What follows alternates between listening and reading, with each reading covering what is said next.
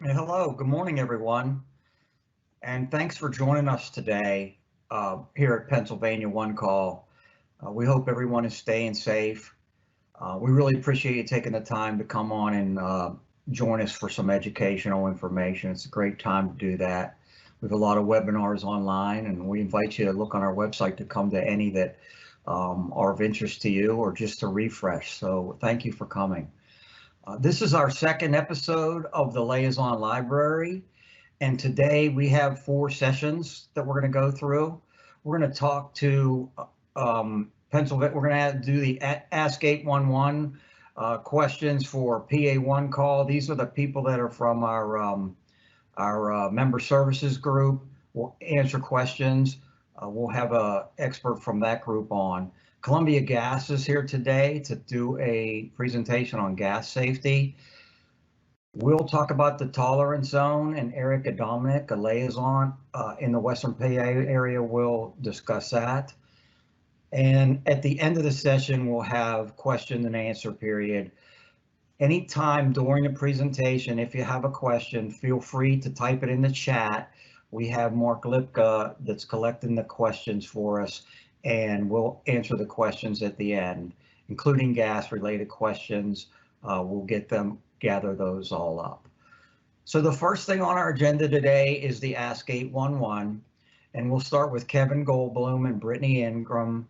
They'll come on and introduce themselves and begin. Kevin, if you're ready, you can go ahead and take over. Good morning. My name's Kevin Goldblum, and I'm a damage prevention liaison with the Pennsylvania One Call system. Today with me, we have Brittany Ingram in Member Services. How are you doing today, Brittany? I'm good. How are you? I'm very good, thank you. Thank you for joining me today in this little Q&A. What we're going to do is we're going to talk all about member services and answer some of the questions that all of our members might have. So first of all, before we really begin, why don't you just tell me a little bit about yourself? Okay. So my name's Brittany. I'm the Senior Member Services Representative. I've been with the company for 8 years. I started out in the call center as a CSR, and then I moved up to Member Services, and now I am the senior of the department. Okay, great. And tell me a little bit about your daily routine in Member Services. Okay. So we are in the office Monday through Friday, 8 to 5. Excluding holidays. We answer calls, so we're always available on the phone. They auto answer as calls come in. We get a variety of different calls. It could be member changes. It could be people that need help with the website, people that need help placing tickets or with Coordinate PA.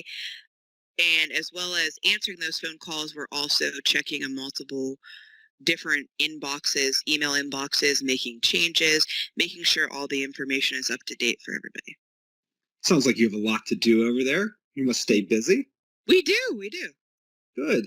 Well, I can never get bored with all that. And that's great that you brought all those topics up because we're going to talk about a whole bunch of that stuff today.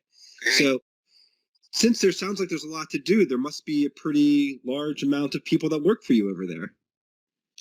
You know, there are 13 in our department.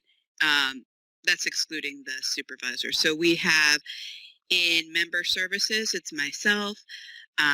We have Amanda, Tim, Andy, Karen, Jean, and Christina. And then a part of our department is also accounting, which is Tina, Laura, Kay, and Aaron. Then we have an extension of our department, which is the shipping and receiving and secretary.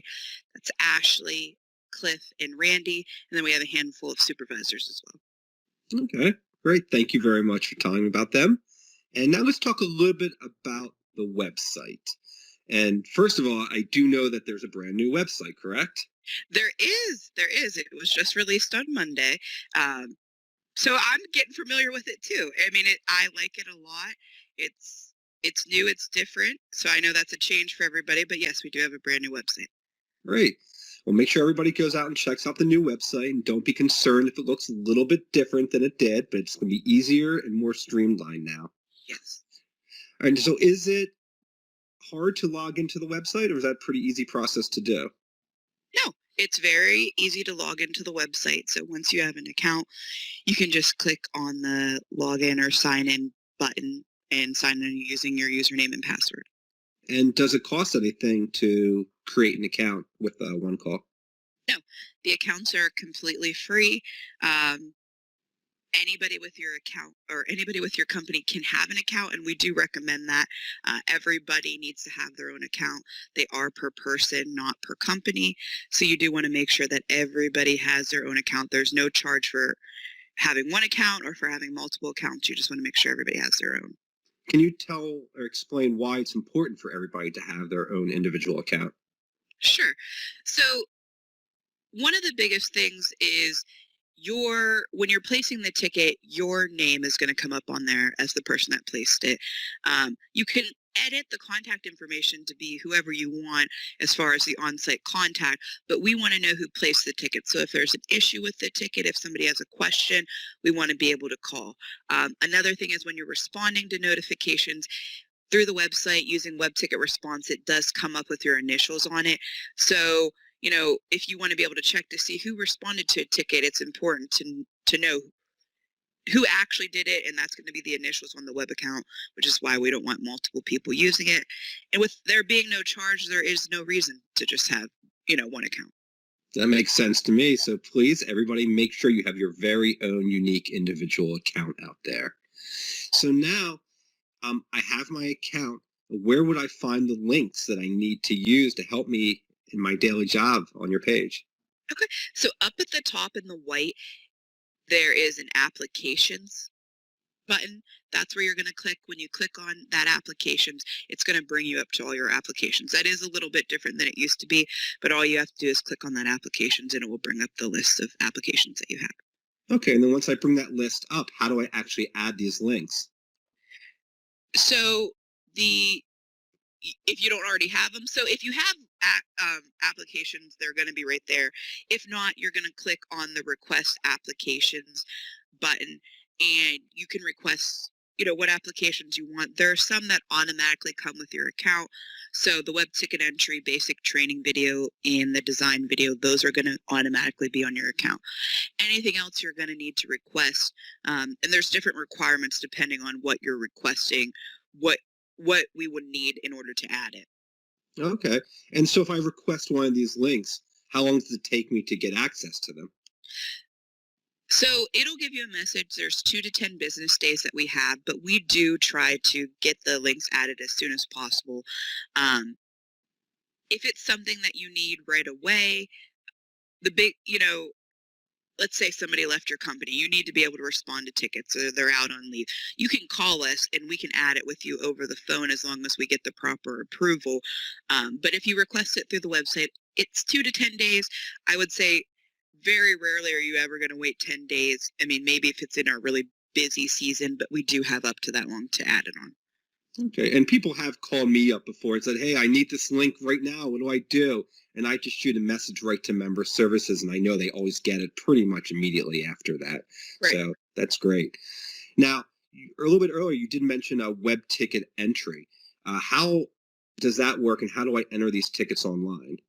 Okay, so there's a few different options as far as web ticket entry. With our new website, we have listed it in multiple different places for you to submit a locate request.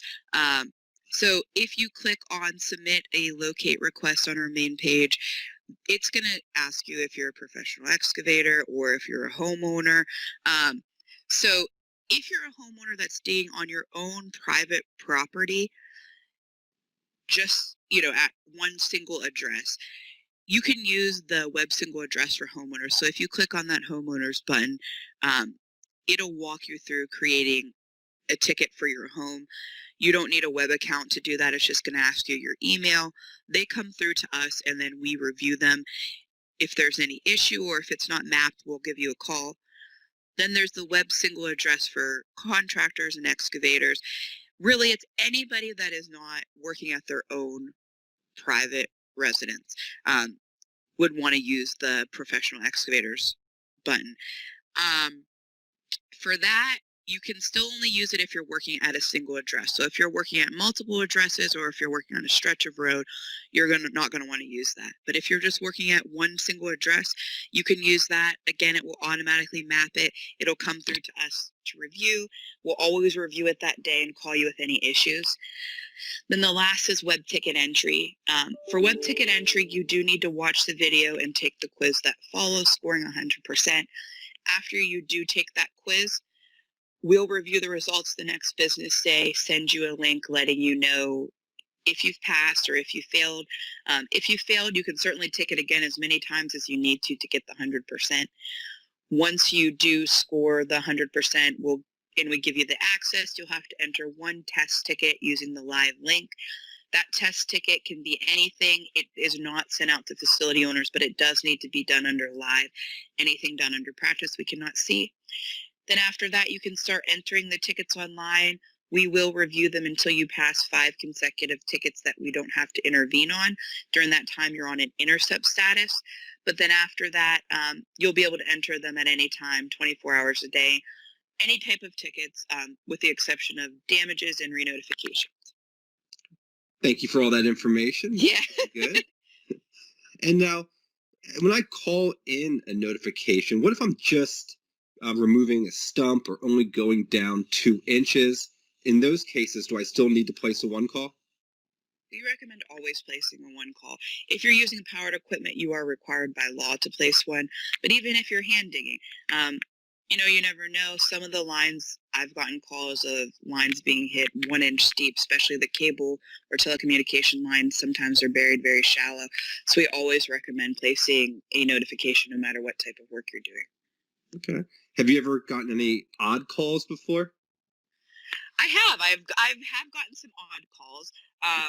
One of them was somebody digging for gold. I thought it was a joke at first, but no. And we placed the notification, so hopefully they found some. They didn't call you back and tell you what happened? They didn't call me back, so I'm guessing they didn't, because I would think they'd want to share with me. That's the nice thing to do. I mean, you did take the information from them. Right. Well, or maybe they just ran away. Who knows? All right. So now, if I'm a facility owner who receives tickets, what link do I want to use to respond to them? You want to use web ticket response. You can respond by calling our automated Carl system and entering it that way over the phone. And some people do that, but it takes way longer. It's going to make you enter your CDC, the serial number, your initials. Doing it through web ticket response is very simple. Once you log in, it's defaulted to show you the tickets that haven't been responded to. All you have to do is choose from the drop-down menu over on the left the response. Once you do that, it will turn green, meaning that the response is posted. And if you click show list or refresh, the ticket will be gone, meaning that it's been responded to. So you can do multiple, back to back. It's really easy to use web ticket response. Okay, it sounds like there's a big time saving there if you do the web ticket response. Definitely. All right. So we highly recommend web ticket response over the Carl system, but anything works, of course. Right. Now, what final responses should I use? So it depends on the type of ticket. So for a routine notification, you're going to want to your final responses are either going to be clear no facilities, meaning that you don't have any lines in the area where digging's occurring, or field marked, meaning that you physically marked the site with paint or flags. If it's a design notification, you could be clear, no facilities again, or you could have engineering completed, meaning that you have sent the responses or sent the maps or plans out to the designer or the contact. If it's a complex project, you'll either want to say clear, you will not attend meeting, or will attend meeting. And then once you attend the meeting, you are going to want to update it. If you have had to actually mark the site, you will update that to field mark as well. Okay.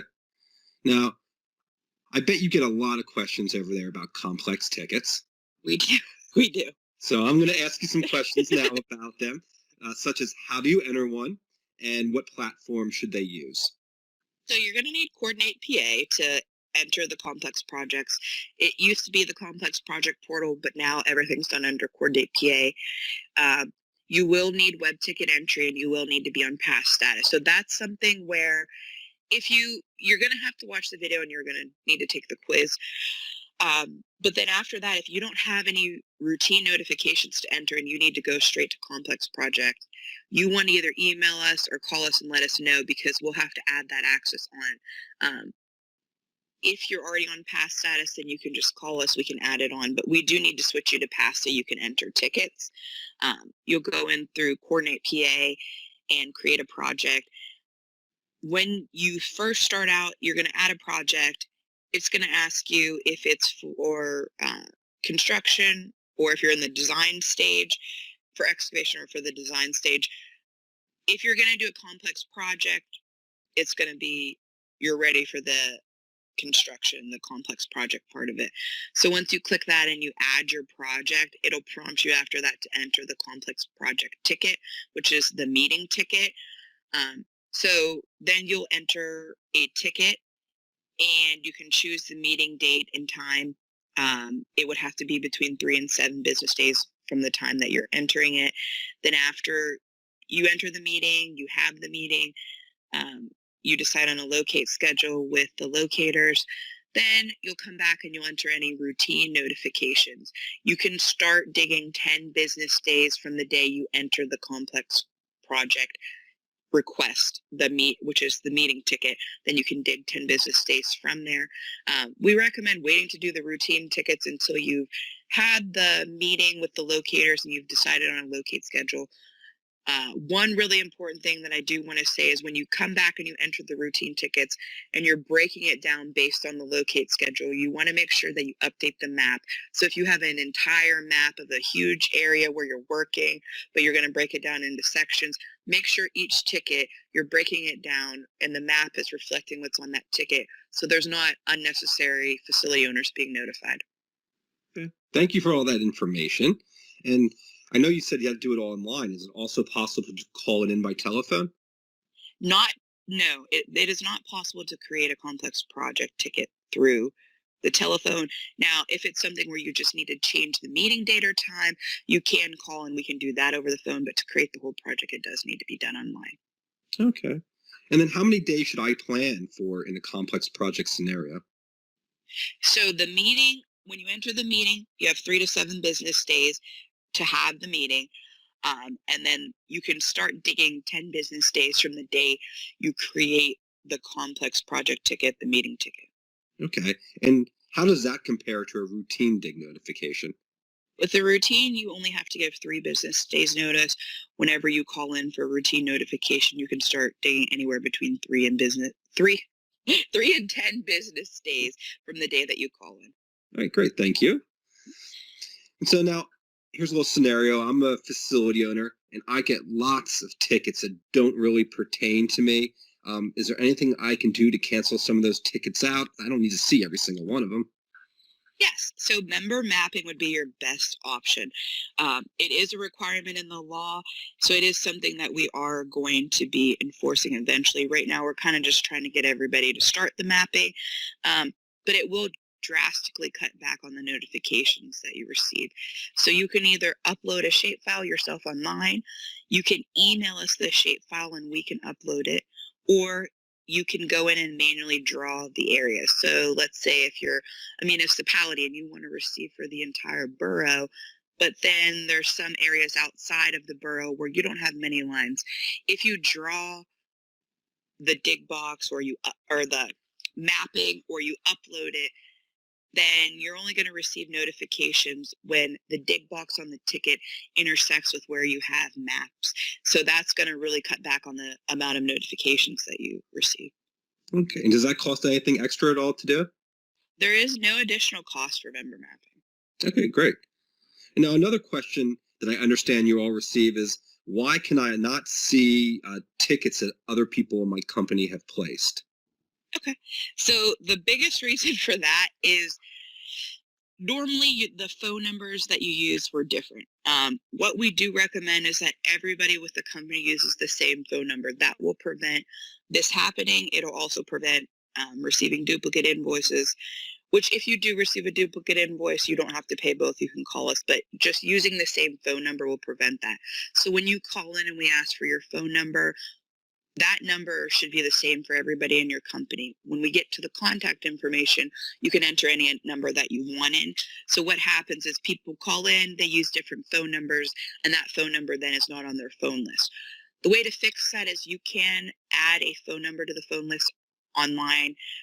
By requesting to do that, again, it sends requests to member services to make that change within 2 to 10 business days. Or if you give us a call because you need it right away, we can add it to your phone list. As long as you're with the same company, then we just add it and you'll be able to see the tickets then. Very good. And how can I see historical data about how far back do these records go? So it depends on if you're a facility owner or an excavator. For both, you can see 5 rolling years, so 5 years from the day that you're searching it. If you're an excavator, you can look at Excavator Designer Web Access. You don't need any special permissions to be able to do that. You can just request it. We'll add it on to anybody that's not a homeowner. When you go into Excavator Designer Web Access, you can either search by phone number or you can search by a ticket number. You can use the date range lookup, and when you're using the phone number, over to the left, it's going to have the phone number. I recommend going down to all unless you know what specific phone number the ticket was placed under. And then you can do a date range. Like I said, you can search 5 years. You can't do more than approximately 6 months at a time when you're searching. So you might have to do multiple searches, and you can't cross years. So, each year you're going to have to break it down, but you can go up to 5 years. For facility owner member web access, for facility owners, you'll use the facility owner member web access link. You can do the date range lookup again, or you can do the serial number lookup. You can search by CDC, which will be over to the left. So if you have multiple CDCs, you can choose which one you want to see. And then once you sort that in there, again, it's the same range as you can't cross years. You can only search about 6 months. But you can enter in both fields. You can search by the county and municipality as well. You can search by the work site. With the work site, it's a little tricky because based on how they entered it, if you don't enter it exactly, it's not going to show up. So if they entered ST instead of street, or if they used a period, which technically they shouldn't have, but if they did and you don't enter that, it's not going to show up. So I normally recommend just searching by the county and municipality. With facility owner member web access, you can do a little bit more. If you're mapped, you can also view tickets that were excluded. You can resend tickets. You can view your response rate, if there's any tickets that haven't been responded to, or, just to see how each ticket was responded to in the initials. You can do that in facility owner member web access as well. Okay. Now, I do get asked a lot, my facility, and say, hey, I have this giant file cabinet sitting here with all of my tickets from the past 10 years. Do I need to keep all these if you keep everything too for at least the last 5 years? That's up to you. We don't require them to keep it because you can view anything online for up to 5 years. If that's your company's policy, go ahead. But as far as we're concerned, there's no need for you to keep every ticket for the past 20 years. All right, good to know, because the cabinet's getting pretty full. Yeah. Well, how much does it cost to place a one call? So it depends. Mm-hmm. For homeowners digging on their own private residence, at their own private residence, it is a free service. Now, only the homeowner should technically, they would place it if they're the ones actually digging. Now, we're not going to turn down a notification if a contractor is digging, but the contractor should place their own notification because the person that is placing the notification is the only person that is covered, or their company is the only company that's covered on it. So for contractors or excavators, any business, rental properties, anybody that is not a homeowner, it would be $125, and that covers your company for unlimited calls within the calendar year. The exception to that is facility owners. Facility owners are not charged to place tickets. So if you're a facility owner, you can place any notifications for free. But $125 right now is the fee, and that's for unlimited calls within the calendar year. Okay. Well, what if I place a call because I want to do some digging next week? but I haven't paid my money yet. Do you have to wait till my check arrives, or can I still place the call? You could always place a notification. We would never refuse one. So we'll always take the notification and we'll make sure that, everybody's notified, and the facility owner should send out their locators. You do not have to pay it prior to placing the notification. You'll receive the invoice within a few weeks after placing it. Okay, that's great. So you never refuse a call. Never. Good. That's a great policy. Okay. When are you open for calls? For calls, we are open 24/7. So the call center is always open. You can always place notifications. We're open weekends and holidays. So if I'm bored in the middle of the night, I can call you at 3 a.m. and start placing one calls? You certainly can. Now, we have limited staff during that time, so we do recommend, if it's not an emergency, that you do wait to our normal business hours, just because we have the limited staff. But if you need to place one, we are always here. Good to know. And what are your hours with member services? So member services is Monday through Friday, 8 to 5, excluding some holidays. But we aren't here on the weekends, but we are here 8 to 5, Monday through Friday. And then what if I need to make some changes with my company information? How do I go about doing that, and how long does that take?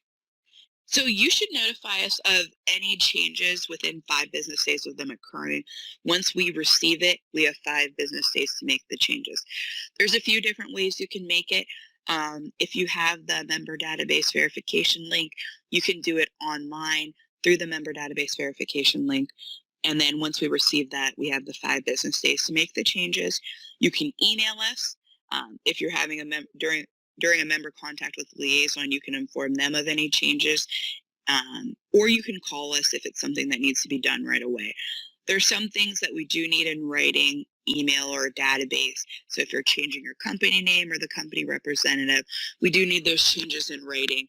But if it's something like the delivery address, we want to make sure the tickets are getting to the right place. If they're not, please call us right away and we'll change that over the phone. And I want to emphasize that, if you do have changes, please make them right away, because when I make my member contacts, sometimes the number's not right. And I've had to call up to sometimes 10 phone numbers just to find the person. So it makes it hard on us. So if you have any new information at all, please let us know right away, or within the 5 days, like you said. Right. Definitely let us know. And then we'll make the changes, because like you said, sometimes you go and nobody's with the company anymore. But part of your membership responsibility is letting us know ahead of time. And some companies are really good with that. They know they're retiring. They call us ahead of time to let us know that they're retiring, and we can set up reminders. If you let us know of the changes ahead of time too, we can set up reminders to make the changes whenever the time comes, as long as you let us know ahead of time. Great. Well, that's pretty much all the questions I have for you. Is there anything else that you can think of that you want to let everybody know? No. Go out, check our new website out, submit some tickets online. We're definitely pushing to have tickets placed online. It's a lot easier. And just remember, member services is always in the office if you have any questions. Our number is 1-800-248-1786, extension 7168. Or you can reach us by email at membership@pa1call.org. Okay. Well, Brittany, thank you so much for talking with me today. It was very informative, and I think we learned a lot about what you do and all the different processes over there. So until next time, thank you very much and have a great day. Thanks. You too. Thank you. Okay, thanks, Kevin and Brittany. That was great information. There was a lot of discussion about complex project tickets there, complex project notifications, and using them. So they do offer some freedom. There's a really good process. There's actually a webinar tomorrow morning about them, and you'll see people how to put in a complex project. So if you're available at 7 tomorrow, you can go to that. So that's important. It offers you some freedoms with work also, and dealing directly with your excavator and project owner. Very informative stuff. We really appreciate that, Kevin and Brittany. Type any questions you have into that chat box. Keep that in mind, and we're accumulating those questions, and so we can ask at the end we can answer those questions at the end for you. Feel free to type any questions in that you have. Now we're going to, switch over to Bill Shute and Courtney Stempf for discussion about gas safety, and they'll introduce themselves. So whenever Courtney and Bill, you're ready to go, I'll turn it over to you. Hi everyone, my name is Courtney Stempf. I'm a damage prevention specialist with Columbia Gas. I've been here for a few years now. I started out as a locator, and then I was a crew leader, and now I do this. And my name is Bill Shute. I'm also a damage prevention specialist with Courtney, and I started out as a locator just like her in 2014. And shortly thereafter that, I got into my role with damage prevention. And Courtney and I do a ton of education. Our main goal is to prevent gas line damage. So we meet with excavators, homeowners, contractors, fire departments to talk about emergency response. We do a ton of outreach and education. But a little bit about Columbia Gas. We're in 26 counties in the state of Pennsylvania. We serve over 436,000 customers. Out of those 26 counties, Courtney and I cover 6 of them. I cover all of New York and Chester County. And then I actually had Fulton, Franklin, Adams, and Center County. And just a little bit about that, this year alone, we already had 48 gas line damages. Last year, we had 58 by the end of the year. And we average between 20 and 25% of our damages is a failure to call situation. And then here's a color-coded key, and it shows the 7 other damage prevention specialists like Bill and I across the Pennsylvania footprint. There's their names and contact information. If you guys need anything, please feel free to reach out to them, and they'll be happy to assist you. Okay, today we're going to be going over some natural gas basics, some gas leaks and leak recognition, emergency response and evacuation, characteristics of natural gas and propane, carbon monoxide, 811 and one call, underground facility locating, cross bores, and then the different types of pipe we have in Pennsylvania. And the last thing we would ever want is to actually see a house explode. And behind me, you actually see a dash cam of a police car where they actually, you capture what pieces of the house is left. And basically in this situation, this is actually in Ocean County, New Jersey, where 7 gas employees, 6 firefighters, and 2 other emergency responders were badly injured. There was no casualties in this event. There was actually a 2-inch steel main that had a gas leak, and a gas migrated into the structure.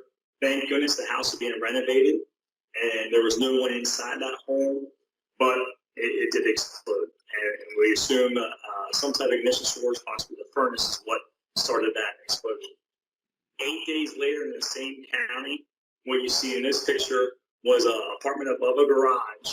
And at 1:40 a.m., a gentleman woke up from his sleep, smelled this rotten egg smell, this natural gas smell, walked across the hallway, took the light switch in the bathroom, and boom, he was blown out of his house, and he had burns over 50% of his body, and he survived.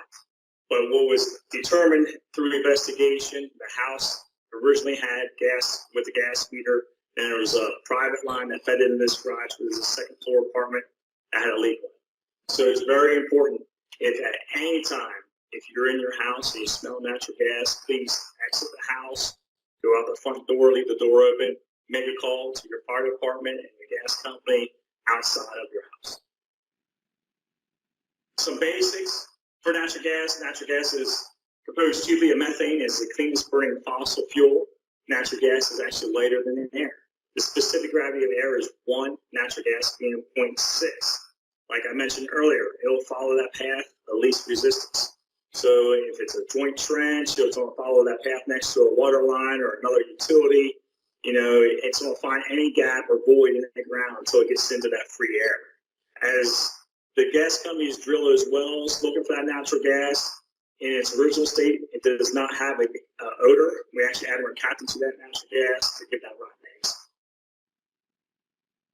In the next illustration, you'll see on the left-hand side where it shows this yellow plastic main line out in the street, and you see this nice surface line feeding up to the structure where the gas meter is.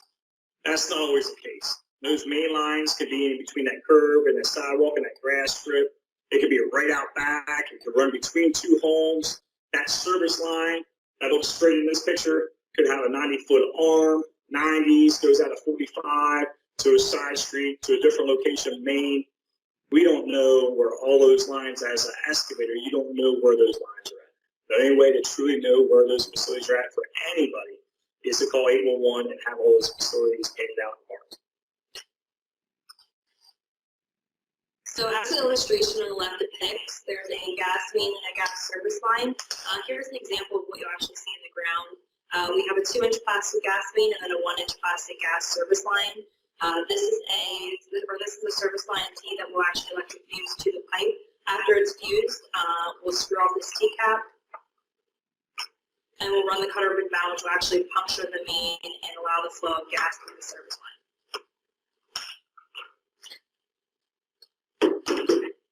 And then on the picture, or in the picture on the right, you'll see a damage we had. The contractor assumed the gas line was out front. He did not place a one call and ended up hammering a rebar through our service line. In this scenario, the contractor requested payment from the homeowner and told her she might want to call somebody and left. Anytime there's a gas facility damage, you must call 911. Definitely don't do what that contractor did and just leave.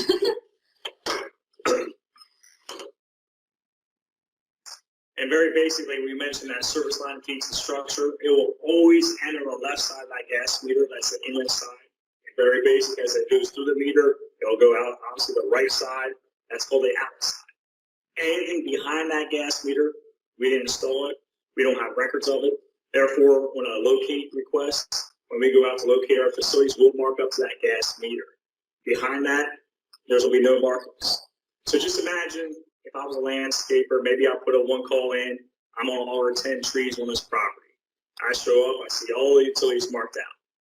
I start ordering that first tree, all of a sudden I hit this gas line. Maybe what I didn't take notice of before I started was that gas grill that has a private fuel line, or maybe there's an in-ground pool that has a gas line, or a pool heater, or a pole building that has a private line to that pole building.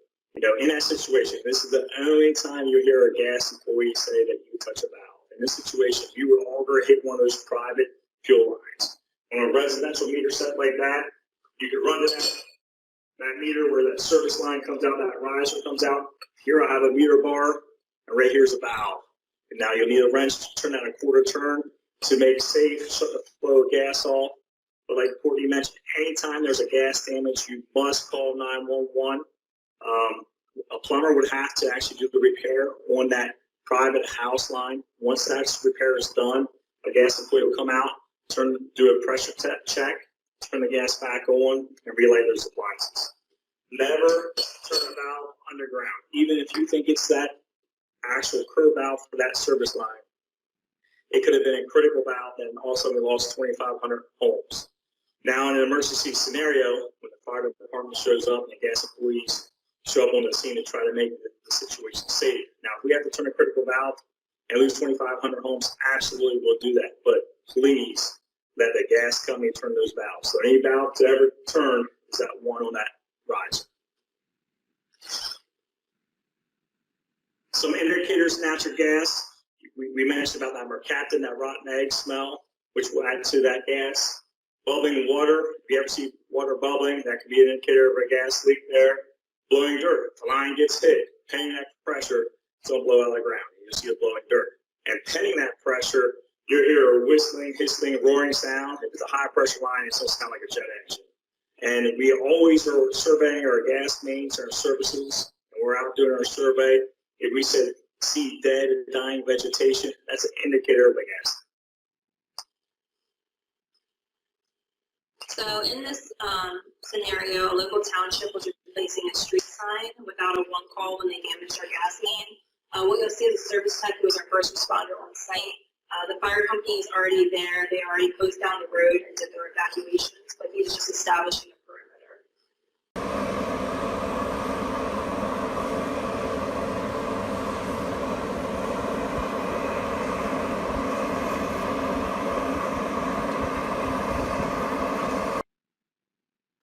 Okay, and then in this video, you'll see two Columbia Gas crews. This particular main was a dual feed, meaning we have gas flowing in both directions. So we have one crew on one end, one on the other, that damage to try and squeeze off that pipe and stop the flow of gas and to actually make it safe.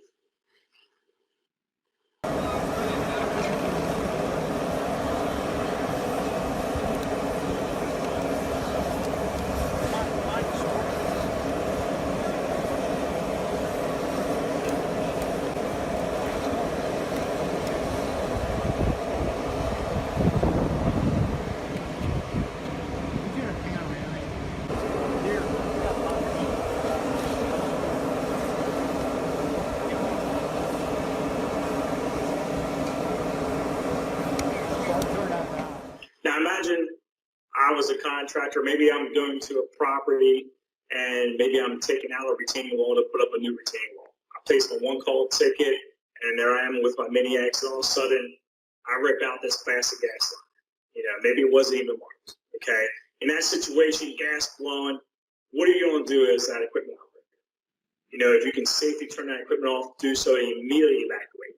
Run upwind, and that first phone call you want to make is 911. Now, one thing with Act 50 that came out, anytime it's law now, anytime there's a facility damage, if it's gas, electric, cable, whatever it may be, you need to also call 811 and notify them of that facility damage. In this situation, call 811 second. If you have the gas company's contact number, please do so. But if you do not have that, between that 911 call and that 811 notification, the gas companies will be contacted. Never jump in a hole with blowing gas and bend that pipe back, tape it off, or go grab vice grips and squeeze it off. Absolutely not. As gas is coming out of this service line, there's static being built up. You touching that pipe could be that spark to let yourself off, your equipment off, the whole crew around you. Let it blow. Now, if gas is blowing up next to a structure, as you're evacuating, please evacuate that hole. Do not walk up to the house or ring the doorbell. That's an ignition source. Not go into the structure, yell into the home, get the people out of the area and evacuate. I wish I could stand here and tell you that Columbia Gas were 100% perfect. That's not the case. We are actively replacing cast iron and bare steel. With that being said, our locators are as good as the information we provide them. So just 2 or 3 years ago, we replaced cast iron in New York City that was installed in the late 1800s. So the locator comes up, and in 1920, they installed a stub that's not on the map. He doesn't know to mark that out. You tell any contractor, if you expose what you think is a gas line and it's not marked, assume that it's live. Call the gas company. We'll get out there. We'll verify it. If it's a piece of steel pipe, we'll actually put a clamp on it, drill into it. Just in case, once you pull that drill out, it's blowing, that clamp comes right over and makes it safe. If it's a plastic pipe, if you use a T1 to it, run that cutter bit down, pull it back out, see if gas is in there or not.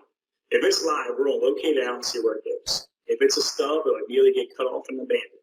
If it's live and it feeds a structure, it goes to the meter, it gets documented, it's located out, and we get records fixed. Because we never not want to mark our line, okay? And in a perfect world, we want a nice open cut where we get screenings around our pipe, we have gas tape that says gas line below. That's not always the case. There's a ton of direction drilling where we don't have the opportunity to put that gas tape in our screens. With that being said, you're going to hear us today to say a lot about hand digging. We'll talk about tolerance. So there you are trying to expose our pipe. You're going to be using those digger bars, those shovels, and before you know it, you're in hard rock and you're going to hit our pipe. If we have a coated steel piece of pipe and all of a sudden you knock the coating off of the pipe, we want to be contacted. Do not just continue to work and cover that up. Please call us. We'll get a crew out there. We'll wrap that pipe, make sure it's actually wrapped and coated again. Okay? If we don't get that phone call, here is actually a steel pipe, a bare steel piece that's very corroded. I'm not saying all our pipe looks like this. We put anodes on the pipe, keep it for cathodic protection. But if we don't get called when there's a nick pipe on that coating, I don't know if it's 6 months, 6 years, I will assure you, corrosion will attack that bare steel piece, that coated steel pipe, a hole will open up while gas migrating. That's what we do not want. If more than, say you nick a plastic piece of pipe, and more than 10% is compromised, we will come out, we will cut that section out, and replace that piece. There's no charge for that, guys, and we will take care of that. Anytime you dent, gouge, scrape a pipe, please call us. Now, if we show up to the site and a bucket tooth is scraped down through a main, yeah, it's a little different. You weren't doing the right thing in hand digging. Here's a scenario. I have a 1-inch plastic service line. In this case, the contractor was replacing a lead water service line. Our service line was above. He was taking saw below, cutting that water line out. Instead of cutting away from that plastic service line, he got underneath that water line and cut up. As he came through that water line, he caught the bottom of the pipe, and actually more than 10% was compromised. In that situation, we cut it out and replaced it. Now, we did not charge that contractor for that. He made that phone call. If we told a gentleman, hey, thanks for calling, that's going to be $1,200, you get a bill next week, do you think the excavators out there in the world, if they nick the coating or nick plastic pipe, will call us if that was the case? You know, as long as you're doing the right thing, hand digging, please call us. We want to make sure that you go home safely, you're working safely around our pipe, that once you leave, our pipe's integrity is what it's supposed to be, and that our communities are safe. So please call us if you're ever in doubt. If there's a nick, gouge, please contact your gas. If at any time there's a gas line damage, it lights off and actually catches fire, please don't try to put it out. Just let it burn. In that situation, that's actually safer than trying to put that flame out. I don't want to see any structure ever burn down, but the last thing we want to do is put that flame out and actually at that point have gas migrating all over the place. It's actually safer to just let it burn until the fire department, the gas company can get on site and eliminate that gas. And with that being said, Courtney and I are going to do a little demonstration for you today. We're actually create a little explosion with natural gas. But in order to have an explosion, we need 3 things. We have that oxygen and air we breathe all day long. Honestly, we need some type of fuel. We're going to do one with natural gas and propane. And that last element, we need some type of heat source, some type of ignition. What type of ignition source do we have in the house, Court? Well, Bill, we have light switches, pilot lights, electrical appliances, your cell phone. Cell phones are not intrinsically safe. That's why we're saying if you get a gas odor in the house, exit the home, go out the front door, make that phone call outside. If we get a gas odor call from Columbia Gas and our service tech responds, before he even exits out of that truck, his cell phone stays inside that truck. As he's walking up the structure, the last thing we want is a cell phone to go off and be that potential ignition source. Also with ignition sources, you know, in a situation, as a service tech is getting on site, like Courtney described earlier, a service tech is trying to establish a perimeter to see if there is gas migration. He will go around and from one house create a 6-pack basically and establish that perimeter if we have any gas. He's working with the fire department. We have an instant command post with that fire chief. And in that situation, we're trying to eliminate all these ignition sources. That does not mean at any point does someone run into the basement, flip that breaker, or pull that meter outside that house. If you would do that, that would be a spark. And that's what we do not want. So we're working with electric companies, and we're trying to get electric shut off on a pole away from that scene. A lot's going on. But, you know, as we get that electric shut off away from the scene, our guys, the fire department, service techs are verifying if there's any generators, and we're getting them shut down before we get an electric cut off. A lot going on in that situation. With that being said, we got this little blue metal box that represents our house. I'm going to go ahead and close this front door here. And actually inside that box, I do have an ignition source here in the back. Could be one of the many that Courtney described to you. And we'll actually put natural gas in that box. Oh, that's right. Oh, see? Then that's the Courtney just, I don't know if you heard her there. She mentioned, Bill, before you go on, you better put your PPE on. And that's the most important thing, you know, our personal protective equipment. And at any time, at any job site, please speak up for each other, be your brother's keeper. So before I continue on, I'm going to put my PPE on, my hard hat, my safety vest, glasses, my gloves. You know, please protect yourself. And I can't stress this enough. You know, a lot of times companies will be very vocal for their employees to make sure they have their PPE on. You know, even if you're doing work at home, you know, just The other year, I was weed whacking at my house. Thank goodness I had a pair of safety glasses on. My grass, it was back fence line, metal fence. It was getting pretty tall, and there I'm with a weed whacker, going to town. Sure enough, a stone kicked off a fence post and actually cracked my safety glasses. Something very simple.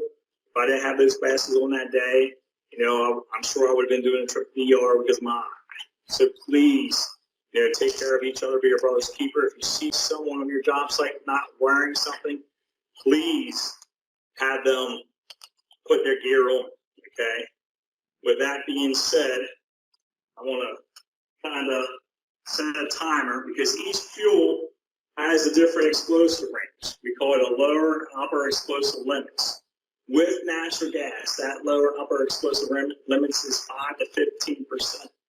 So what I'm going to do is I'm going to just kind of talk about a scenario that could potentially happen. What I'm going to do is I'm going to go ahead and I'm going to put gas into this metal box or house. Like I mentioned before, the lower explosive limits for natural gas is 5 to 15%. So just imagine, I placed a one call ticket. I'm out to replace this water line in this house. And sure enough, I show up that day, and that water line's on that gas line 2 feet away. But you know what? I've been operating for 26 years. I'm the best operator around, no big deal. I spot that service line, and I'm going to dig this new water line right next to that gas line. I'm not worried about it. Sure enough, I bump against that gas line. I don't smell anything. I'm not worried about it. Finish my job, back, middle, leave. Sure enough, I go to my second job. End of the day, that homeowner comes home at the end of the day, pulls in that driveway, hits that garage door opener, and we had an explosion. That could possibly happen. And anytime, if you're out in the field, if you would bump one of the gas lines and you might not smell anything, I didn't do anything, there's no need to call anybody. I don't think there's no big deal. We don't smell anything. What could have happened is we have a secondary damage. In this situation, here's this gas main, 2-inch main. Here we have the service line. This main could be across the street. I don't smell anything in this hole that I just tagged this line on. And that line got pulled, compromised the T across the street. And like I mentioned before, gas will migrate that path of least resistance. So it's across the street. That was a joint trench or whatever. That path is right in that garage and that house across the street. You're never smelling gas in this hole. So you can never not call the gas. If you dent, pulls, gouge, anything, please call the gas company. We'll come out and do an investigation and make sure there was no secondary damage. And I'll just show you real quick. That was closer to the 15% when I hit that ignition source. I'll close this house up. I'm going to turn this gas on. I'm hitting that switch. So as gas comes into this house, as soon as we get to that 5%, much quicker than the last time, as soon as we get to that 5%, we had ignition. Okay, now what do you think is going to happen if I put 25, 30% of gas in this structure? Well, let me just set my timer. We'll find out. I'm going to go ahead. I'm going to turn the gas on. Gas is going in that structure. Right now it's 5%. It's climbing. Usually around here, I should be about 15%. It's going. It's in the 20s. It's in the 30s. And nothing. It's too rich. Now, if you smell gas in the house, like I said, go out the front door, leave the door open, and make that call to the fire department gas company outside the house. Do not run in the house. Open up those vinyl windows. Because if you're running across that carpet, like Courtney said about static, you don't know what the level is in the house. You don't know if you're too rich or if you're between that 5 and 15. You don't know. So please exit the house. Do not run and open the windows. And obviously it was rich. There it is. As it comes back down, as it got into that 5 to 15%, we had an explosion. Now, natural gas, is it lighter or heavier than that? Lighter, that's right. Natural gas is 0.6. So what we're going to do is we're going to make some bubbles for you today. I want to switch over to this. We got some bubbles. So as we light this bubble going up or down. Oh, that's right, that's right. So now we're trained professionals, Courtney and I, so please Do not do this at home. I'm going to just move this a little closer. There. So, now, natural gas, the BTU natural gas is 1,050, 1,100.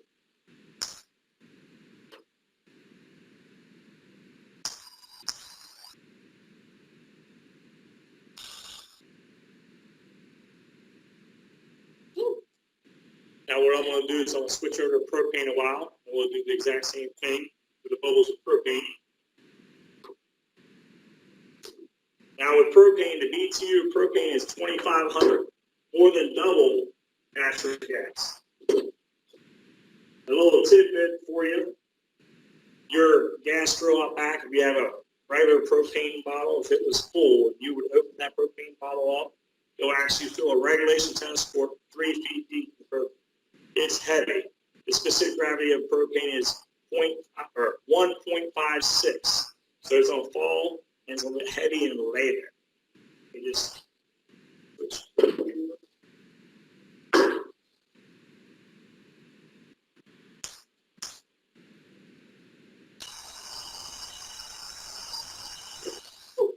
Okay. We got 2 glass jars. What we'll do is we'll show you again how heavy it is. We're going to just fill the 1 jar up.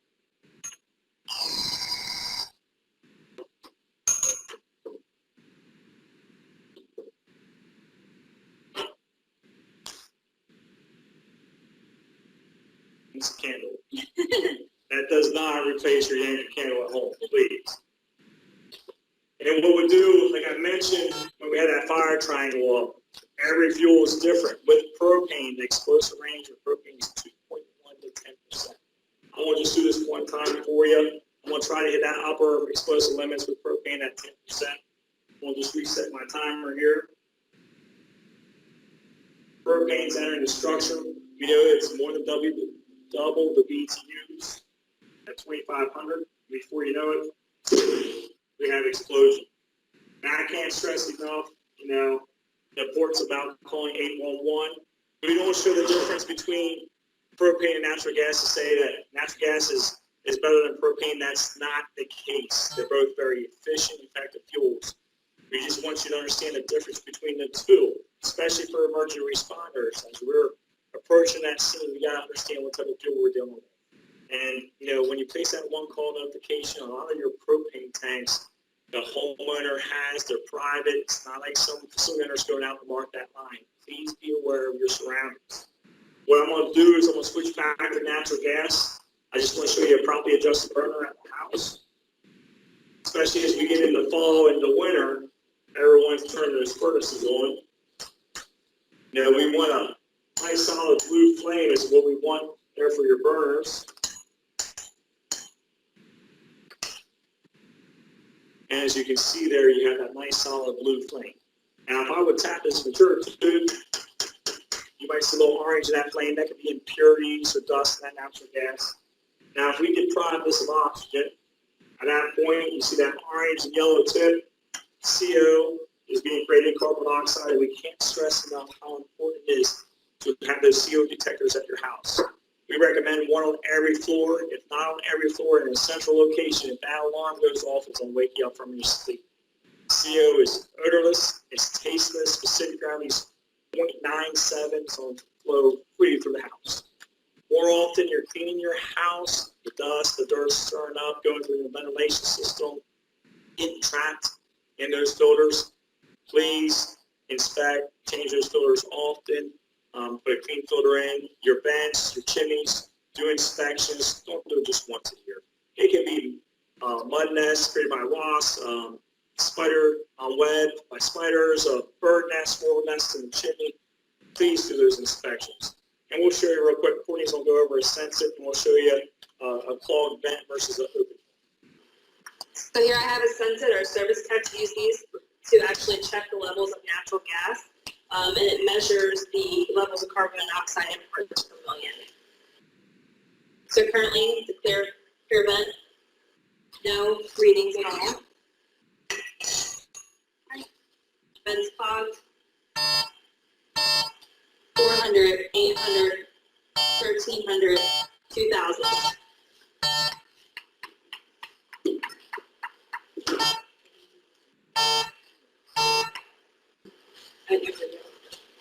Okay, so those readings I was giving you, I said 800 dizziness, nausea, convulsions within 45 minutes, insensible within 2 hours. 1,600 parts per million, headache, increased heart rate, dizziness, and nausea within 20 minutes, and death in less than 2 hours.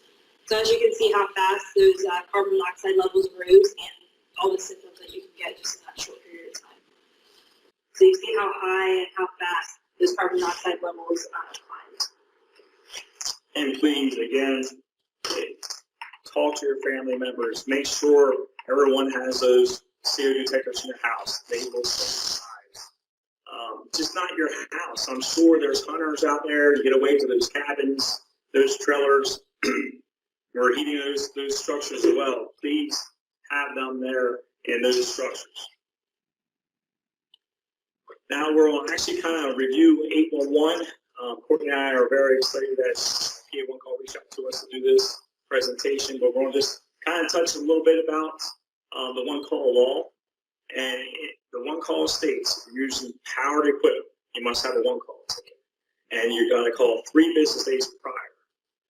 Basically, Corey and I always educate, if you're moving earth, even with hand tools, technically, if you're using prudent techniques, a back truck or hand tools, you aren't required in Pennsylvania to have a one call, but the law does state if you would damage a facility using prudent techniques, you will still be responsible for that facility repair. So why not call every time?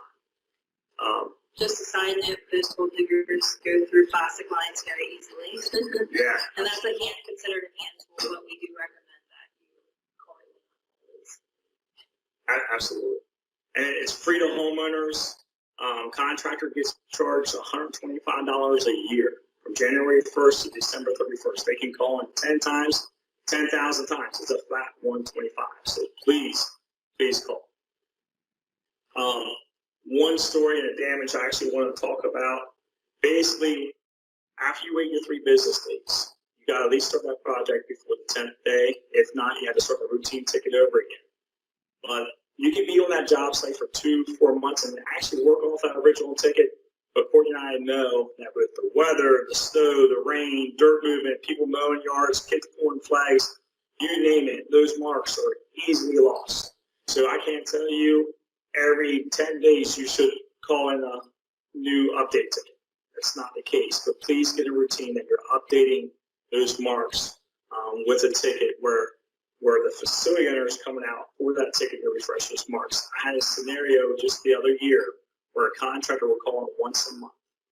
And it'd be the first of each month he would call in for this large project. And this was actually on the 10th of the month, around 10:30 that day, the contractor called and said, "Hey, Bill, we just hit a gas line gas bust. Did you call 911? I said, "No." I said, "Absolutely. Call 911. I'll get a crew dispatch." Sure enough, right before we got off the phone, he's like, "The marks were off." And I said, just please call 911. I got a crew dispatch, contacted the locator, said, "Hey, this is happening. Just give me a heads up. If you have time, can you please run over there and just make sure we got everything marked out correctly on the job site?" Sure enough, our crew got there. It was a 2-inch feed to a building. They shut the valve off right away to make safe. And here that day, that contractor, there was 2 yellow flags about 150 feet apart from each other. And that contractor decided to take blue paint for whatever reason, and he straight line where he thought that line went. Now, please, no contractor can take their paint and paint the marks of the facility. The only way to have those marks painted out is put that update ticket in and get that facility owner out there to remark those lines. So please be proactive. Don't wait until those marks are gone. Get in a routine that you're updating those projects and having those facilities mark those lines. So on April 28th of 2018, the Public Utility Commission, also known as the PUC, took over labor and industry. Anytime a gas facility or any facility is damaged, you need to fill out a ledge violation report as a requirement by an excavator. You have 10 business days as an excavator to fill out that alleged violation report. If you are a facility owner, you have 30 business days. Yeah, one other thing with Act 50, they have a re-notified ticket. It is an excavator's responsibility. If you would pull up to a job site and say it's in Columbia area, and you pull up and your crew's there and they're looking at a gas meter. They don't see anything parked out. You immediately want to re-notify 811 and say, I'm on the site. I see a gas meter and I'm missing markouts. Now re-notify that facility owner. We have 2 hours to respond to that re-notified ticket. So please, if you ever pull up to a job site and you feel that you're missing markouts for some type of facility, please call Act 811, re-notify them that you have questions about the facility, if it's electric pedestal or whatever it may be. Please make that re-notification.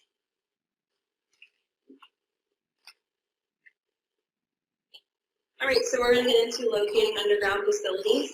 So pipe size. On any service line, unless that pipe is actually 2 inches or larger, we will not mark the pipe size. So you might just see PLGS for like a 1 inch line. Now, however, for main line, we will always mark the size. So even if the main is only 1.25 inches steel gas main, we will still mark that when we mark it out. Material type of pipe, we have steel, cast iron, steel insert, and plastic lines. Gas main, we mark it as GM, gas service GS, and then our offsets are O/S. So in this right picture here, we have a 3-foot offset. That's what this marking means. So 3-foot O/S will stand for offset. That arrow is actually pointing to that offset marking. So what this is saying is from this line back 3 feet is where our main line should be. Please do not mistake that offset marking as if where the actual main location is. Here it says 4-inch PL, which is plastic, GM, which is gas main, and then CG for Columbia gas. That is how we mark our ends of main, and then we also have a marker post there. Down on the left-hand side, we have a 12-inch high-pressure steel gas main. Anytime you're working around a high-pressure facility, you will be notified to have personnel on site while you are excavating. Over on the left-hand side of that, we have a 20-inch steel gas main. You see it 90ing. We have these little things here. They're called electronic marker balls. We put them at service line tees. So if you see one of these, if you see one of these, you might see a marker ball over top of that. We put them at 90s and mains, and we also put them at the end of mains. So there probably is a marker ball there. So if you see these in the ground, please don't throw them in the back of the dump truck or throw them down or throw them around. If you do get punctured or you guys happen to break one, please just notify us. That way we can replace them because they do serve a purpose for our locators.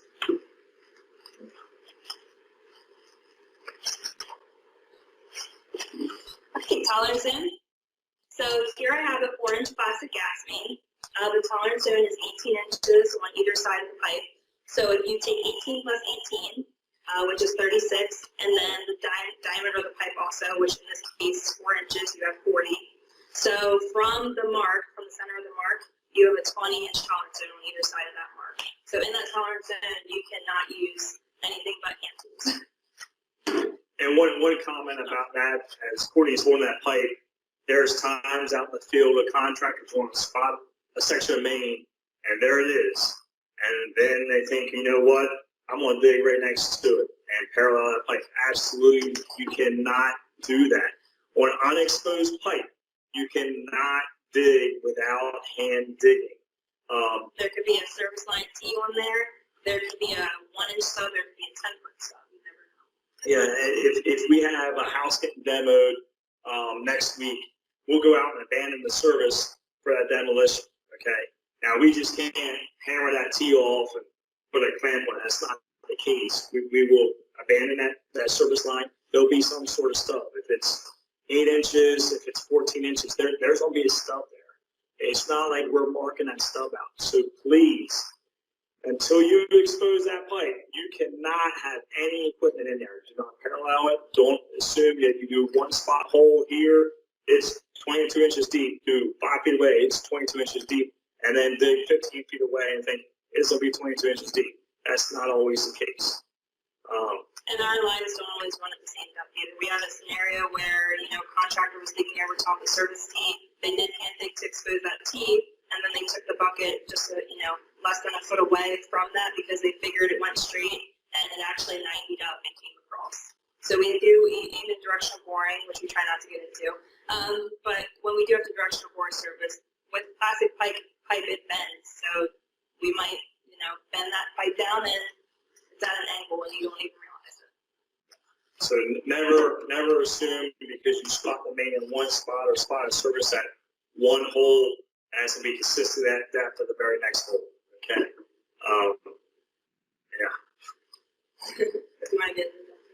Yeah, actually, that is the most frequently common question during our presentation. Usually in the crowd, we hear, aren't you supposed to be 3 feet deep?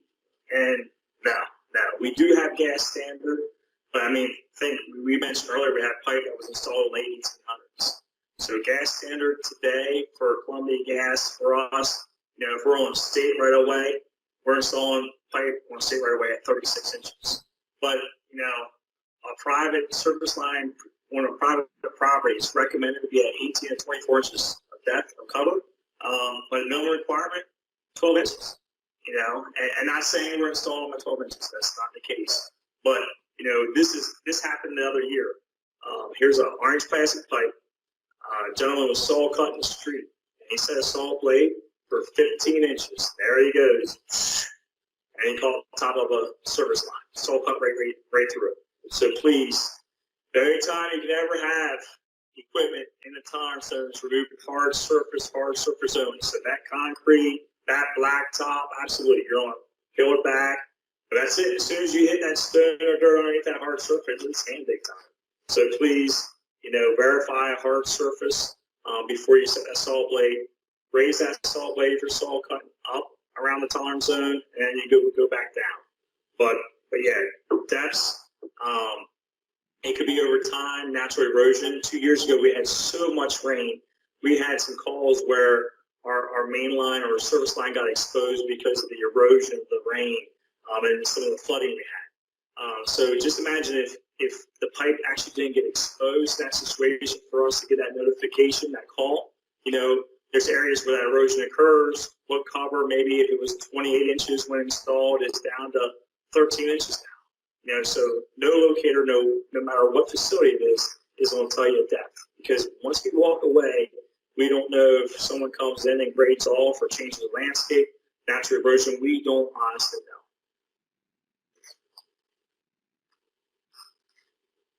Cross bores. Here in this picture, you actually see a live cam of a storm pipe, and you actually see a plastic service with a tracer line shot right through there. That was directional drilling. 90s, 2000s, there was blind boring, meaning someone was shooting a directional drill. They were not spotting the facilities they were crossing, and they shot right through it. In an illustration to the right, you see a sewer pipe. You see this cutter bit coming down through. They're going to clean out that storm pipe. Maybe there's a clog. Well, in this case, there's a clog because of a directional drill of a natural gas line through it. So there is, for the plumbers out there, if Mrs. Smith calls and say, hey, I have a clogged drain space, call before you clear a ticket. It's treated as an emergency ticket. All the facility owners respond to that location. They'll mark all the facilities out. You're running your camera down through. You're like, okay, I'm about 20 feet out. Here's where my clog is. You walk outside. Oh, there's an electric line right there painted out. Or there's a gas line right there. That's saying it's a potential at that spot could be a cross bore. Please reach out to the facility owner in that area. Work together. See if it is a cross bore. If it is, we will rectify that, get that corrected. But please just don't run that cutter down through without making that call. And as Bill said, we do try to cut everything, but if we do have to directional bore, what our guys will actually do is once they directional bore, they will push a camera through and do a post camera before they actually push the pipe through and watch that video, and we'll keep it on file just to make sure we didn't actually hit any facilities. Yeah, we're going to turn the lights on here real quick. We're going to review the pipe that you'll possibly cross out in the field. Like I mentioned earlier, we're actively replacing cast iron and bare steel. In the mid-60s, we used our first generation plastic pipe, which was Adelaide, this peachy color pipe. And over time, Adelaide actually turns gray, which can also be mistaken for conduit. So if you do see gas markings, please don't assume this is conduit. No, this is the gas main. Yeah. And 70s, 80s, we did have black plastic in the ground. From 78 throughout the rest of the 80s was orange plastic pipe. And then 90s still used today is the yellow plastic pipe. Just a side note, this is our yellow gasket, obviously. As Bill said, we try to open cut. We prefer open cut, but don't assume that there's always going to be gas heat in screenings. There was a lot of time where direction boring was being done very often. So. Yeah. And we do have some coated steel pipe. This is yellow extruded coated steel. We have green epoxy and brown epoxy coated. And then we also have a high density plastic. This one actually has yellow stripes, but some of our high density plastic is just black. Yeah. And I did show you a bare steel pipe earlier that was very corroded. We had anodes for our bare steel pipe. For a service line, here's a 1 pound anode. And basically, this anode gets cat welded to that pipe. It's called cathodic protection. So the corrosion will actually attack this dissimilar metal and keep the pipe the way it should be. In a situation, if you're ever digging, you knock one of these wires off the pipe, not a big deal. Just call us, we'll come out, we'll cat weld another anode onto that pipe and make sure we protect that pipe. We have a larger anode as well. This is a 9 pound bag. It's a 3 pound anode in this, and this will go on bare steel main line. And again, our locators are not putting a little circle out there saying anode here. You know, if you come across and the wire gets knocked off, just call us. We'll get a crew out there and we'll burn another anode onto that pipe for you. We did not create this masterpiece here. You can see there's like green tracer wire and stuff coming out of it.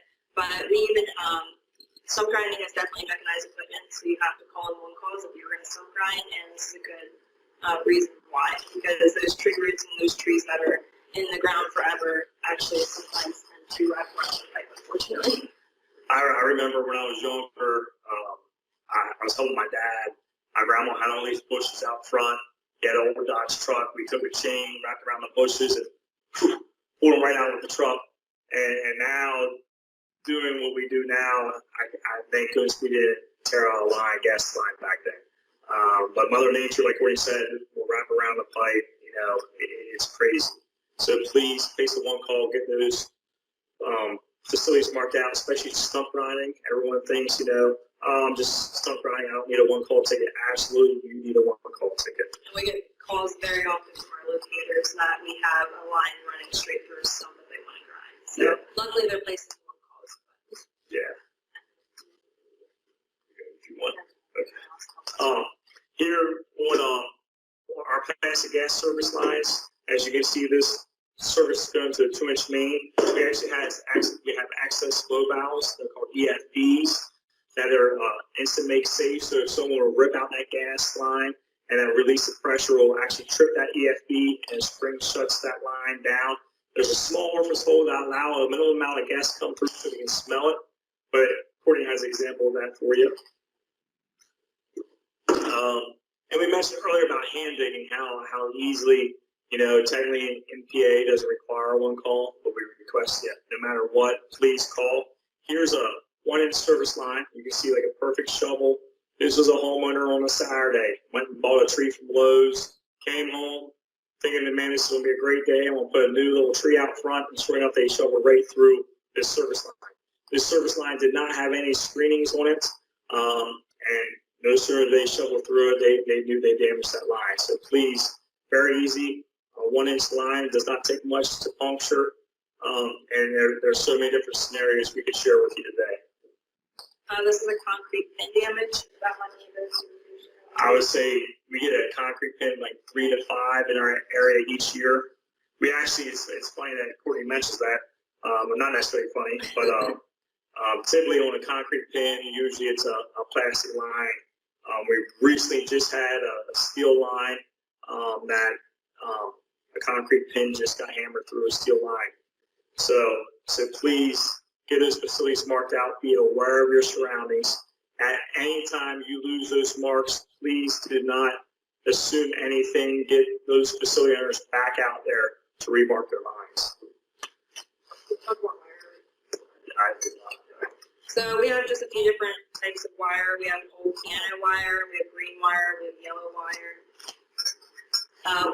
Yeah, we don't. So we had an incident where we used to actually always tape our wire to pipe, and in this scenario, lightning actually struck the tip of the wire and melted to this and caused a fire. So we try not to tape wire to the pipe anymore when we install it.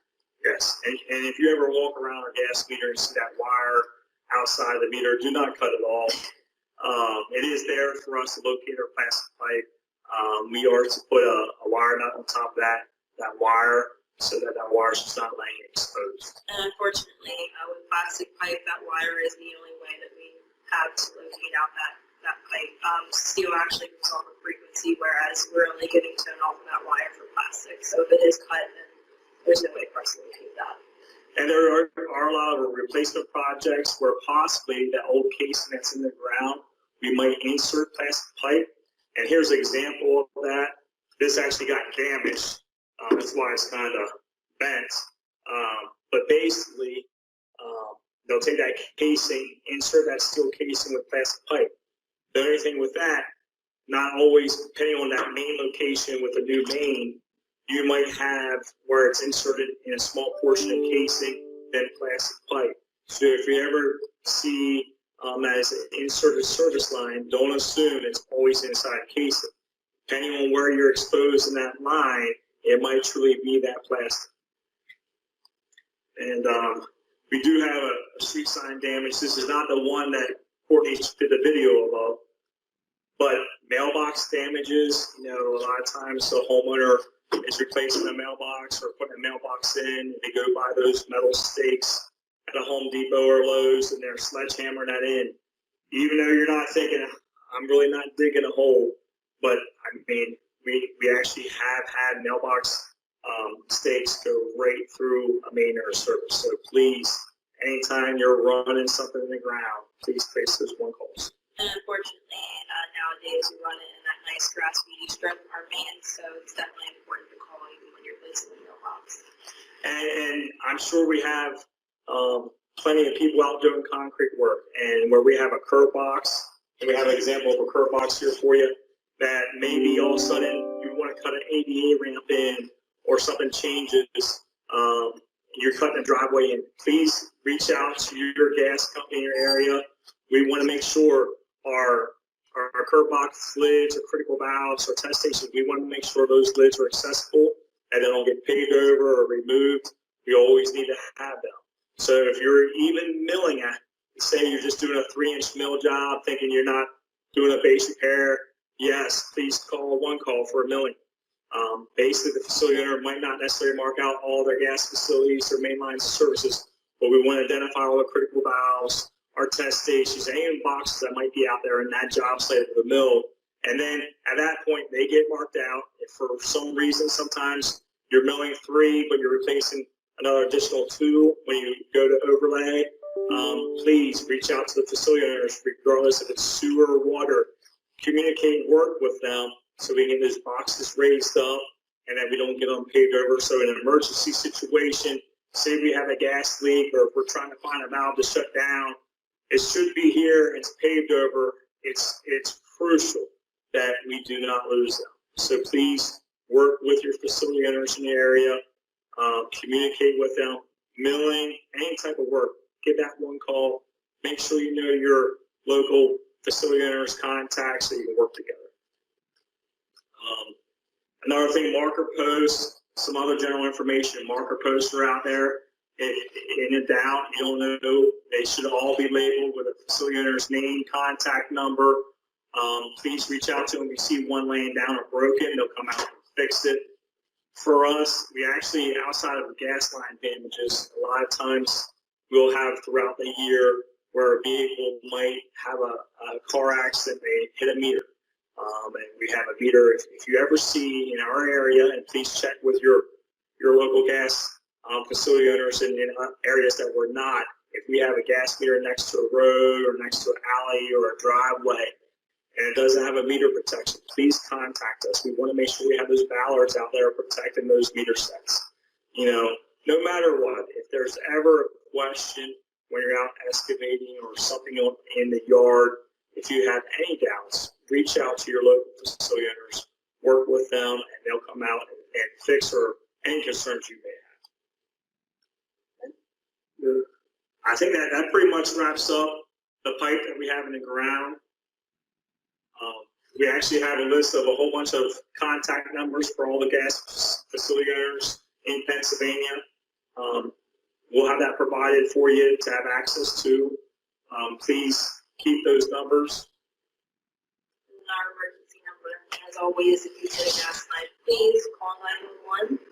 And again, there's our Columbia Gas emergency number. Make sure you call in the damage notification to one call. And thank you. And again, thank you, like Courtney said. Again, we have damage prevention specialists in our footprint throughout the area. Their name and contact numbers are there. We want to work with you at any time you want any additional presentations or job site needs. Reach out to the DPSs. We want to work with you and make sure that you're safe and our pipe remains safe in the ground. And we do free gas safety presentations. And they are free. Absolutely. Okay, good. Thank you. Okay, wow, that was great. Thanks, Bill and Courtney. Bill and Courtney have both come to our safety days and they speak there. I've heard them before. There's always something that you can learn out of that presentation. So it's great to hear it again. By the way, we are having a safety day in April and it's going to be a webcasted safety day.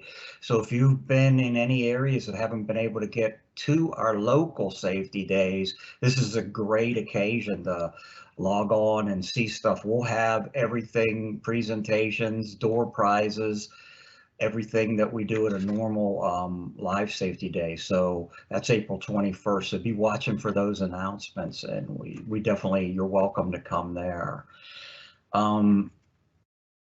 So a lot of good stuff in that presentation, path of least resistance, and run away from the site if it's leaking and call 911. Very good stuff in that presentation. So thanks a lot, Bill and Courtney. So now we're going to go into a safety day, a tolerance zone presentation, which we're going to have a liaison from PA1 call, Erica Dominic's going to do for us. And remember, keep putting those questions in the chat box. We are collecting those and we're going to answer them following this presentation of tolerance zone. So Erica, if you're ready, go ahead and take it away. Good morning, everyone. My name is Erica Dominic. I'm a damage prevention liaison with Pennsylvania One Call, and today we're going to be talking about the tolerance zone. At Pennsylvania One Call, our purpose is to prevent damage to underground facilities. To promote safety, we provide an efficient and effective communications network among project owners, designers, excavators, and facility owners. This is our liaison map. We are not just Pittsburgh One Call. We are not just Philadelphia One Call. We are Pennsylvania One Call. Here's contact information for all of our liaison team. If you would need to have questions answered, would like some additional education, please feel free to contact us. We're here to help you, like I said, with any questions, concerns, or issues you may have. I do encourage you to visit our website, www.pa1call.org. There is a lot of great information that can benefit you. You will find a copy of the current legislation. You will find educational videos and brochures. We're also running some webinars right now in response to the COVID-19 social distancing requirements. If you're interested in learning more about a Pennsylvania One Call application or staying in compliance with the law, please check out our event calendar for those webinar schedules. Our objectives today. By the end of this session, you will learn how to calculate the tolerance zone and how to comply prudent techniques within the tolerance zone. By definition, the tolerance zone means the horizontal space within 18 inches of the outside wall or edge of a line or facility. This definition is important to keep in the back of your mind as we go through our presentation here today. It will also help you with your calculations for your tolerance zone on your excavation site. To put that definition into application, here we have an example. you can see that we have a Verizon line that is 24 inches in plastic. And we know that it is a telecommunications line because it is noted in orange. Our facility is 24 inches, so measuring horizontally, because we measure our tolerance zone horizontally, we're applying 18 inches plus 24 inches, which is the size of the line, plus 18 inches, giving us a tolerance zone of 60 inches. Hopefully you saw how that math worked. 18 inches plus the size of the line plus 18 inches. Here we want to review our 4 basic components of a correct mark. These are the things that help you calculate what exactly your tolerance zone will be. Our 4 items that you want to look for. Orange, indicating the type of the line. Here it's a communication, so the correct color. The facility owner, in this case Verizon, 24 inches is the size of the line, and the line is made of plastic. That PLC there indicates that this is a plastic line. Those 4 elements are what you need to consider when you are calculating your tolerance zone. We have another example here. This one is a little bit tricky. We have some missing information here. We have a water line indicated by blue, and it's owned by Pennsylvania American Water, and it's made of plastic. But again, we're missing some information. If we do not know the size of the line, revert to a standard size of 2 inches. This is what you would need to calculate then your answer for a tolerance zone here. In this case, for our 4 components, we would have our water line, our facility owner, Pennsylvania American, our plastic water line, and then the size is 2 inches. Here you see the calculation of our tolerance zone. Using basic math, we take our 18 inches plus 2 inches plus 18 inches for a grand total tolerance zone of 38 inches. One of the most important things we can do for any job site to make sure it is done successfully and safely is a site assessment. When planning excavation activities, the excavator should consider all available site information relating to the existence of underground facilities. When we first arrive at our work site, we're starting this brand new project. One thing we always recommend you doing is taking a look around. There should be visible indicators telling you, hey, you know what? There should be underground facilities located in this vicinity. Things like meter boxes, valve boxes, manhole covers, and other evidence really would indicate to you, I need to be prepared to find underground facilities in this location. Here we see a standard streetscape in a city in Pennsylvania, and you can see some of those indicators highlighting as we go along. You see things like a telephone pole, you see a fire hydrant, a manhole cover, even a light post. All of these indicate that underground utility lines should be present. We also see 2 other indicators. If you see there above the excavator, there is a patch on the road indicating that, you know what, somebody was already digging here once. Even by looking at our site, we see buildings, and pretty much every building would have standard utility service such as natural gas, electric, telecommunications, water, and sewer service to it. So take time to review your excavation site. When you know what's above ground, you would know what to expect underground. Here we have an indicator of the visuals of the potential underground lines that may compromise your work site as well. To get back to that tolerance zone here, let's talk a little bit about what the tolerance zone is and how we calculate it. The excavator observes that tolerance zone, again, which by definition is comprised of the width of the facility plus 18 inches on either side of the outside edge of the underground facility on a horizontal plane. Again, we do not calculate the tolerance zone vertically, we calculate it horizontally. Here we have an example of an area of planned excavation. The excavator has marked where they intend to dig, their dig space highlighted in white dots.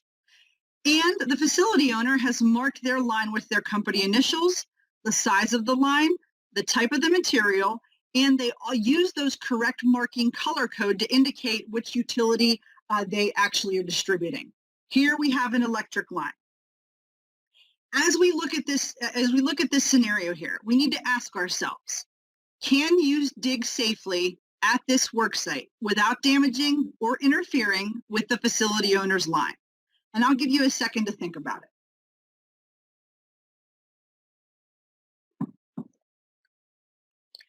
According to what the tolerance zone indicates and where the proposed site markings are, this work site would be deemed safe to dig. Our excavation site is away from our tolerance zone and our marked facility. We have another example here. In this case, though, if you notice, the proposed area of excavation falls within our tolerance zone. Do you think we should be digging on this particular site? Well, here, because according to where the tolerance zone is and the proposed work site, the proposed area of excavation does fall within the tolerance zone. What we would need to do here would be to dig prudently using things like soft excavation or hand tools, or place a new ticket with a new dig location. Here we have another example. In this case, we need to ask ourselves again, is our work site in conflict with the facility owner's underground lines? Looking at this site, yes, we can determine that not only is our work site within the tolerance zone, it's also directly on top of the markings. What we really should do here, again, are those same options as before. Digging prudently or placing a new ticket with a new dig location. I've used the term prudent techniques here throughout our presentation so far. Let's talk about some of those details as well as the excavator's responsibility to ensuring a safe dig. Excavators, you must be using due care within the tolerance zone. Again, practicing those safe digging techniques, making sure you're protecting all facilities, and making sure that you are taking those necessary steps. Taking all necessary and reasonable steps to avoid injury and to avoid interference with all lines where positions have been provided. When it comes to prudent techniques, we need to consider a few things. And one of those things would be using a method that would be based upon your particular climate or geographical conditions. Even here in Pennsylvania, we have a few different variants across the state. I'm here in the middle of the state, so my geographical and even climate conditions might vary compared to somebody who would be in, say, Pittsburgh or Philadelphia. Using those soft digging techniques may vary from place to place.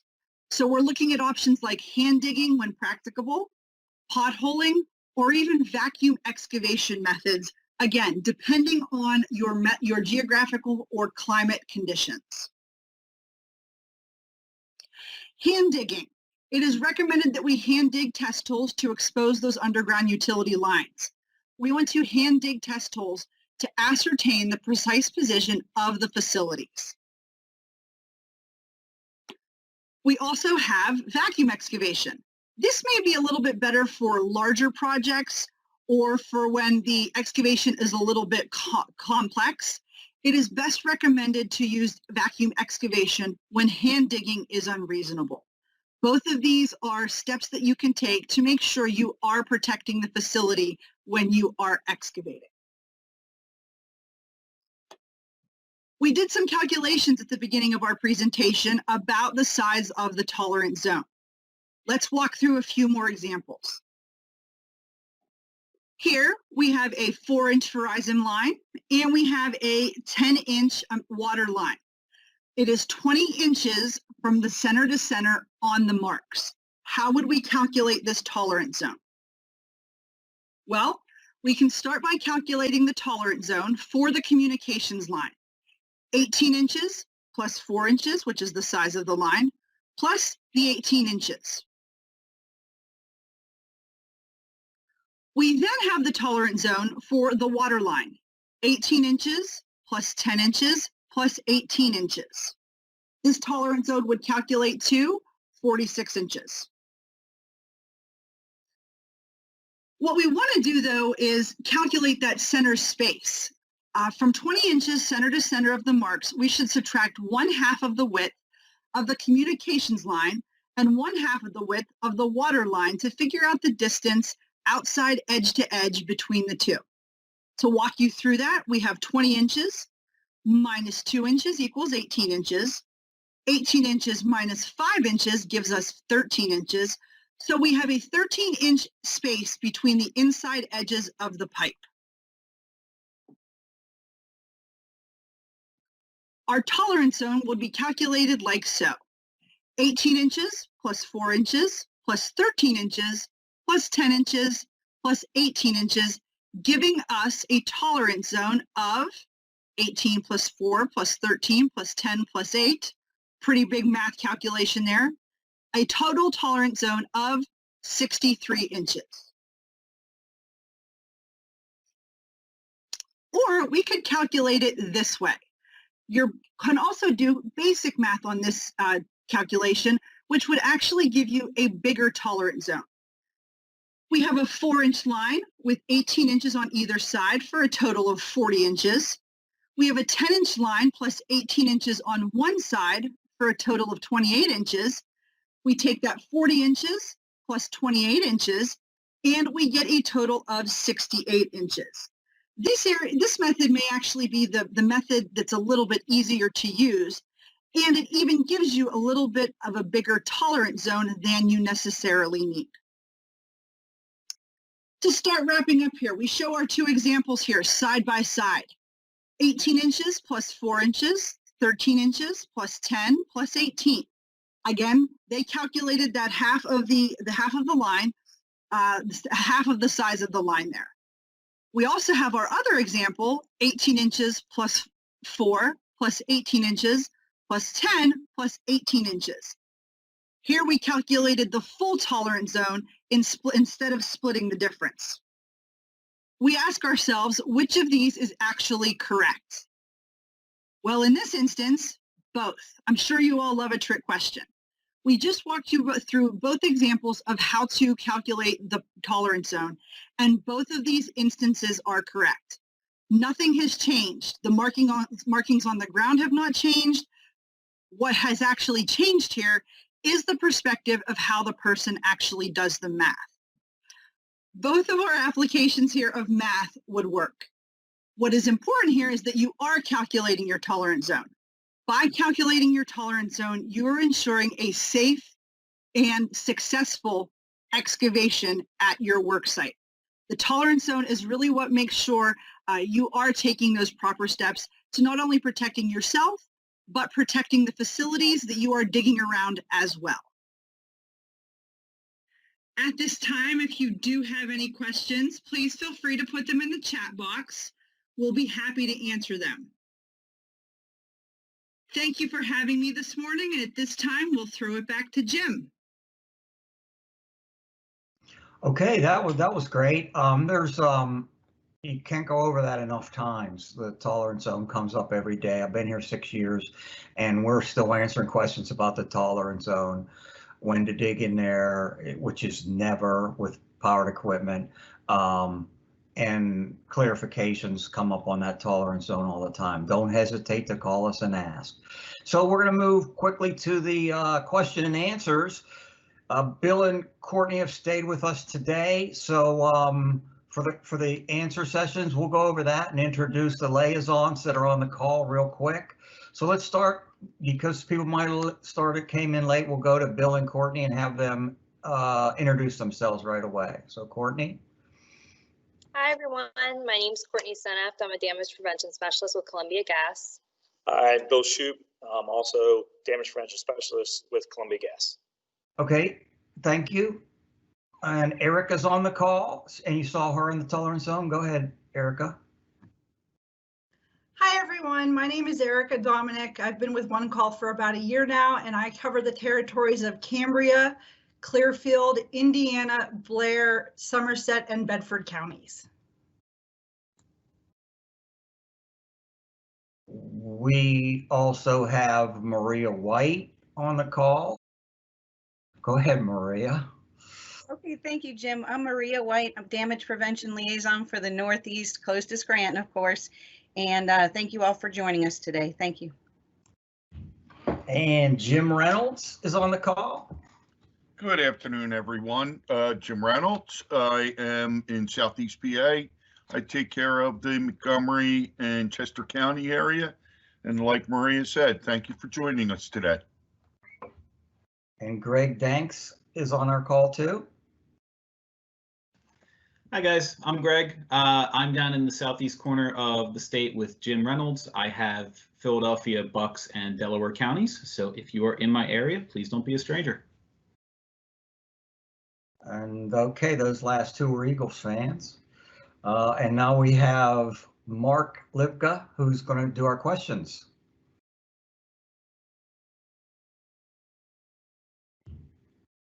Hey, Mark. Mark, you're muted. I'm muted. I did what I told everybody else not to do, but that's the beauty of going live. My name's Mark Lipka. I am a damage prevention liaison in the north central part of Pennsylvania here. I've had the pleasure of gathering your questions as you have asked them during this morning's Liaison Library episode 2. So we're going to get into those as we go. If you do have some questions that you haven't asked, feel free to ask them in that Q&A box, and we're going to get right to it. The first one that came in right at the beginning, are DEP credits available for this? And what I'll do is I'll take this one just so everybody gets a little warmed up here. Unfortunately, there are not DEP credits available for this training session. One call is in conversations with DEP to potentially provide credits for future virtual education sessions for that. Next question we have here that came in, will these presentation slides be made available for reference at a later time? We are recording this Liaison Library episode, and we are hoping to have it up on our website and other social media within about a week, so you'll be able to find that on the website, YouTube channel, so forth and so on. So you can always refer to that, but also reach back out to any of the liaisons. And Jim, you have a question or like to say something here? No, I just wanted to mention that the DEP credit question, if you go to our safety day, that's usually worth 2 points. Thank you. Thank you, Jim. So now we're going to get into those questions, those other questions that our audience members have asked here. And the first one comes from Liam, and he said, this Columbia Gas presentation is excellent. Kudos to Courtney and Bill for that, and we appreciate you joining us here. Are they able to get a copy of your slide deck or your PowerPoint presentation? Are our attendees able to do that? You can reach out to our damage prevention specialists in your area, and we'd be more happy to share and do presentations for you as well. Thank you, Bill. And as we stated, we're going to have this episode up for you to review and look at as well. Next question that came in for us, I'm going to ask Maria to answer this one. Does PA1 call require pipe sizes and type to be identified, or is that just a Columbia Gas process that isn't required? Okay, that is an excellent question. And as you know, Bill and Courtney covered that, and Erica did as well, but it is in the PA1 call law. So if you were to read the law cover to cover, you might not find it, but at the very back, there's a section called Common Ground Alliance Best Practices. And so all of the best practices are incorporated in the PA1 call law. So it would be section 4 of the Common Ground Alliance and the B section, I'm saying this wrong, the Appendix B. Thank you. Thank you, Maria. That was a very detailed answer. We appreciate that. Our next question from our audience comes from Bob. I'm going to ask that either Courtney or Bill field this one for us. My crews found a gas line, or actually, you know what? I'll open it to any one of our liaisons here as well. Bob asks, my crews found a gas line from a company not part of the PA one call system. They only found out that the gas line was there in that area because of local landowners letting them know. Why are not all gas companies required to be part of PA one call? And any ideas on how I can keep my crew safe to ensure all utilities are being marked on that dig ticket? So a couple questions here if we want to split that up. I see Greg volunteering. Greg. Yeah, I'll take on part of that question. So almost every gas line in the state is going to be required to be a member of Pennsylvania One Call. There are a few small, very specific exemptions. If the gas line is serving a person's own property through that person's own line, and they don't provide service to any other customer, they may not be required to be a member. For something like that, you're thinking about if somebody has a grill in their backyard and they have a gas line that runs from their house to their grill. It's only their line, it's only serving themselves. They would not be required to be a member of Pennsylvania One Call. There are also stripper well lines that may not be required based on the capacity and the pressure of the work that they're doing. Now, they're very, very specific exemptions. So if there is another gas line that you are aware of that the gas company is not a member of Pennsylvania One Call, please let us know. The liaisons regularly reach out, do the outreach to those companies to make sure that they are aware of their requirements to be members of the system and get them set up so that we can ensure the safety of you and your crew. Well, thank you, Greg. That was a great answer. Does anybody else want to chime in on any ideas how to keep crews safe out there while they're doing work? Bill and Courtney? Absolutely. Anytime you think there is a gas line, it's not marked out, assume it's live, do not think it's abandoned or dead. Reach out to whatever gas facility owner is in the area so that they can come out and verify. And like Greg said, it might be that private house line that's not that facility owners, but definitely assume it's live and reach out to your gas company. Thanks, Bill. And there's always resources available through One Call and also through the Common Ground Alliance Best Practice Manual, which links can be found on the One Call website, or just type Common Ground Alliance into your search bar there as well. Next question coming in, we're going to keep them going. I'm going to reach out to, or ask Bill and or Courtney to answer this one again. The question came in, how close can you get or one get to your gas lines or your pipelines if someone is blasting? Go ahead, Courtney. So whenever you're blasting, you first want to place a one call ticket, obviously, before you blast. And then speaking on behalf of us, Columbia Gas, whenever a locator arrives, they'll determine if any of our facilities are within 300 feet. And if that's the case, you'll then be contacted by engineering to fill out a blasting sheet.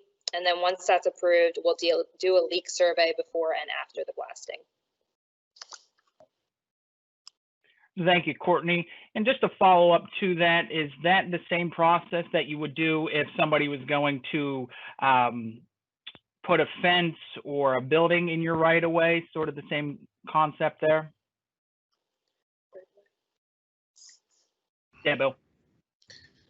Absolutely. I mean, always, if you're doing any excavation, place that one call ticket 3 business days prior. But when the gas facility owner would arrive, if there's a right of way, we would reach out to the excavator. And also, like a fence, we always need to have access to a right of way, but we have other encroachments such as sheds or outbuildings, pole buildings. So definitely, if you believe you're doing work in a right of way, reach out to that gas facility owner. Thank you, Bill.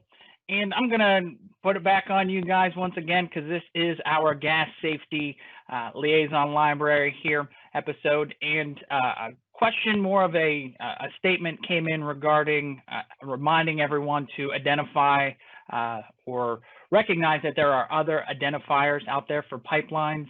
Could you elaborate on that and discuss that a little bit more? Bill or Courtney?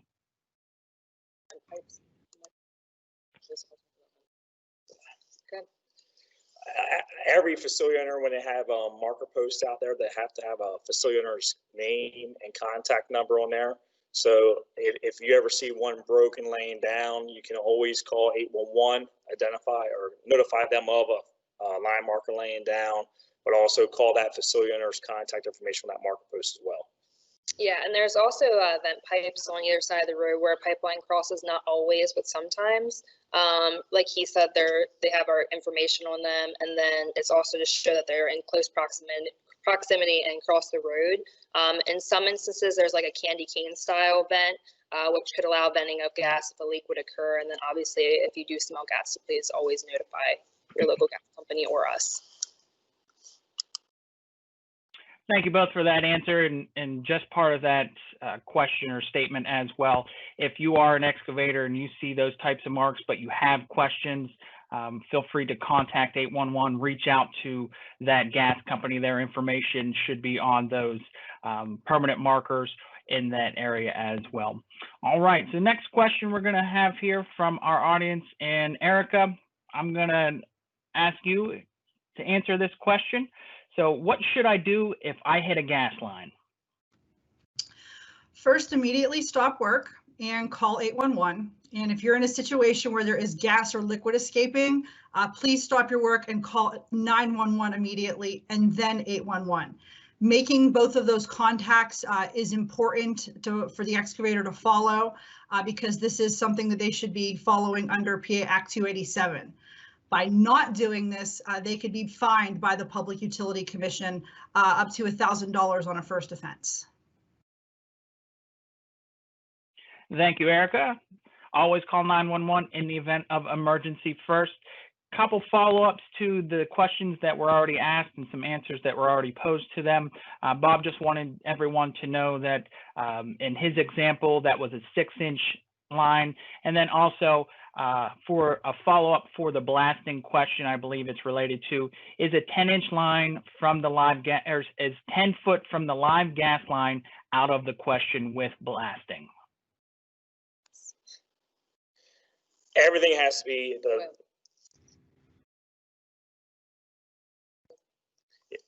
everything has to be sent through the blasting survey. It has to be completed and approved by engineering. 10 foot is extremely close, but engineering has to approve everything.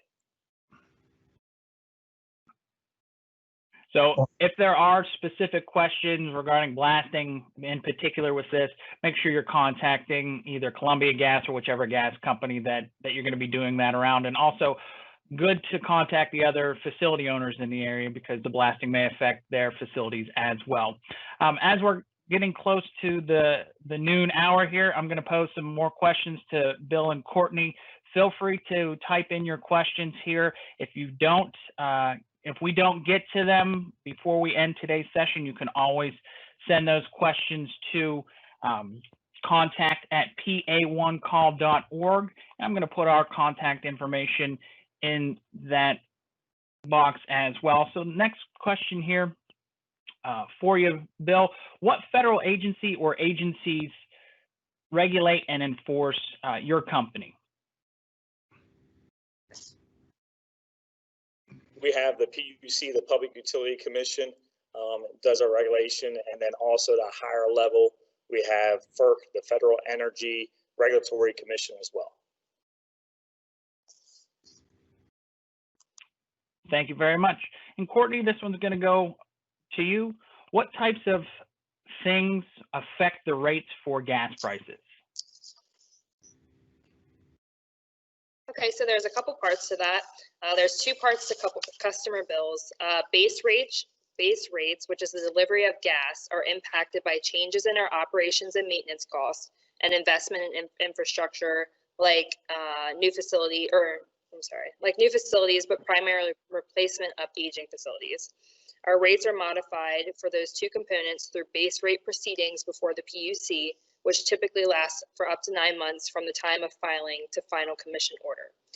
Gas supply costs, which is the actual cost for the gas consumed by the customer, are market-based and driven by the gas commodity market, as well as contracts with suppliers for storage and transportation, whose rates are subject to FERC, like Bill was saying, jurisdiction and approval. By Pennsylvania law, the gas distribution utility, in this case Columbia Gas of Pennsylvania, makes no profit associated with the gas supply. So meaning that the rates charged to the customer are exactly what we pay for the gas.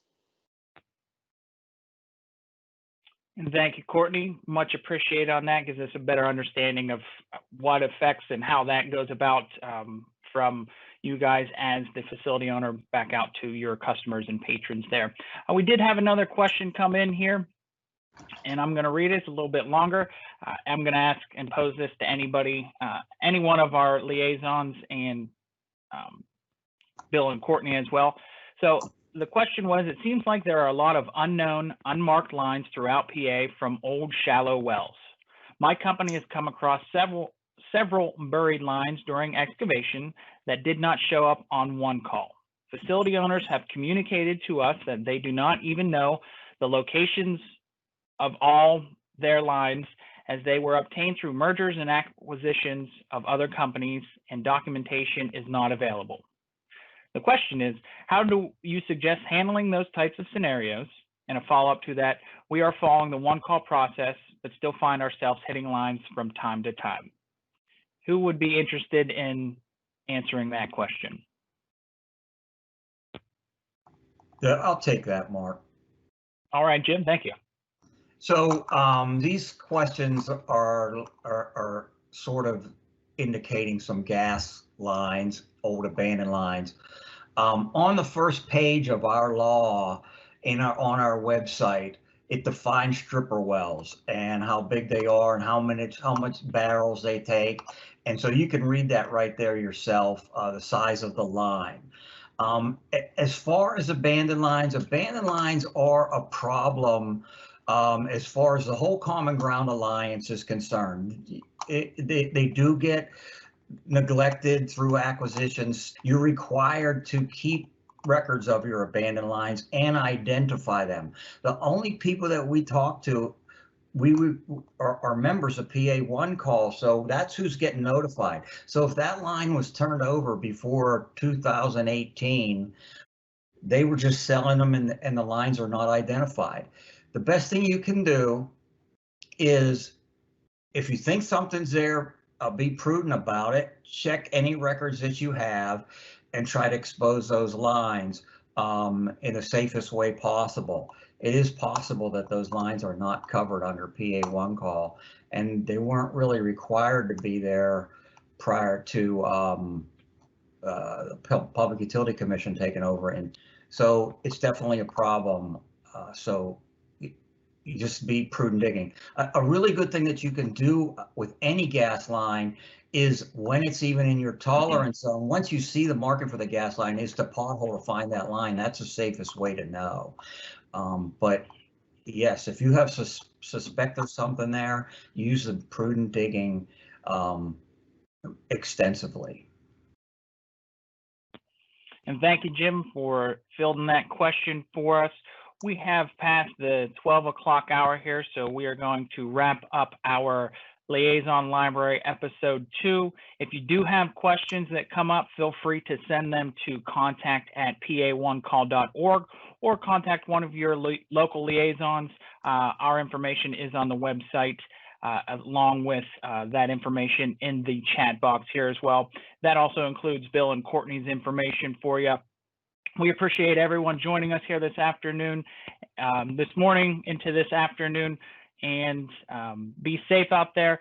Be on the lookout for all of the other liaison libraries that we're going to be putting on in the future, including those webinars and our virtual safety day. So with that, I would like to thank all the liaisons for putting this together and being a part of it. And I'd also like to thank Marcos Bernal for being our behind the scenes production manager here. So thank you all. Have a great afternoon and the rest of your week. Be safe out there.